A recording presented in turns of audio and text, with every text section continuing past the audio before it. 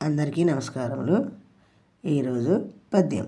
పూజ కన్ననెంచ బుద్ధి ప్రధానంబు, మాట కన్ననెంచ మనసు దృఢము, కులము కన్న మిగుల గుణము ప్రధానంబు, విశ్వదాభిరామ వినురవేమ.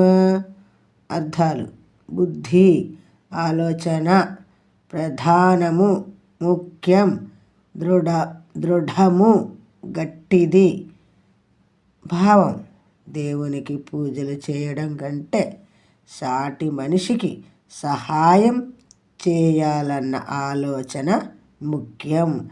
మాట ఇవ్వడం కంటే ఆ మాట మీద నిలబడే దృఢమైన మనసు ముఖ్యం. పుట్టిన కులం కంటే మంచి గుణాలను చూసి గౌరవించడం ముఖ్యం. కవి పేరు వేమన.